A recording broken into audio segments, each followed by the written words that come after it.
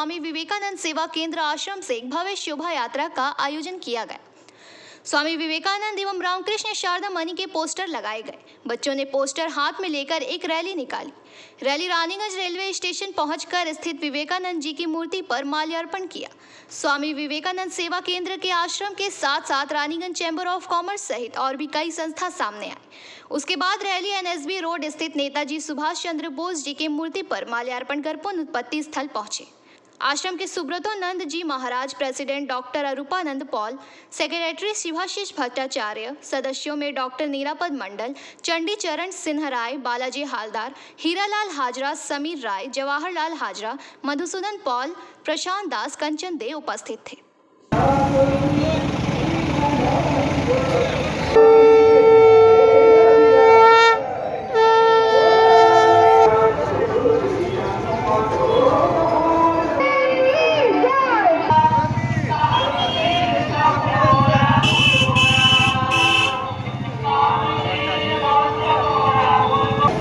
ভাব জগতের পথপ্রদর্শক স্বামী বিবেকানন্দের জন্ম শতবার্ষিকীর উপলক্ষে রানীগঞ্জ বিবেকানন্দ সেবা কেন্দ্র আশ্রম কি আজকে কর্মসূচি করল?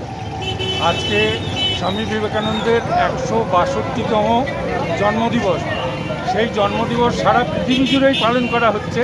তার সাথে আমাদের রানীগঞ্জ বিবেকানন্দ সেবা কেন্দ্র একটু সামান্য যেটুকু তার ক্ষমতা অনুযায়ী সেই অনুষ্ঠান আমরা শুরু করেছি। সকাল 9:30টায় স্বামীজিকে শ্রদ্ধা জানানোর জন্য রানীগঞ্জের বিভিন্ন সংস্থা যারা এনজিও রয়েছেন বা অন্যান্য সংস্থা রয়েছেন তাদেরকে আহ্বান জানিয়েছিলাম। বিভিন্ন স্কুল এবং প্রতিষ্ঠানকে জানানো হয়েছিল, যারা এসে মাল্যদান করেছেন এবং মাল্যদান করে তাকে শ্রদ্ধা জানিয়েছেন। সেই যুবনায়কের স্মরণে আমরা একটি শোভাযাত্রা আজকে বের করেছি। সেই শোভাযাত্রা রানীগঞ্জ শহর পরিক্রমা করবে। আচ্ছা, এই বর্ণাঢ্য শোভাযাত্রা বিবেকানন্দ আশ্রম প্রাঙ্গণ থেকে বেরিয়েছিল মাল্যদানের পর স্টেশন চত্বরে, তারপর বর্ণাঢ্য শোভাযাত্রাটি রানীগঞ্জ শহরতলির কোন এরিয়াগুলো ঘুরবে? এই শোভাযাত্রা এনএসবি রোড হয়ে সিআর রোড থেকে এমএন ব্যানার্জি রোড এবং তারপর বড়বাজার হয়ে আমাদের শোভাযাত্রা বের হয়ে যাবে তিলক রোড ধরে পুনরায় আবার আশ্রমের পথে থাকবে। আপনার নাম পরিচয় স্যার? আমার নাম চণ্ডীচরণ সিংহ রায়, আমি প্রাক্তন সভাপতি। আমার পাশে দাঁড়িয়ে আছেন ডক্টর অরূপানন্দ পাল, ইনি বর্তমান সভাপতি।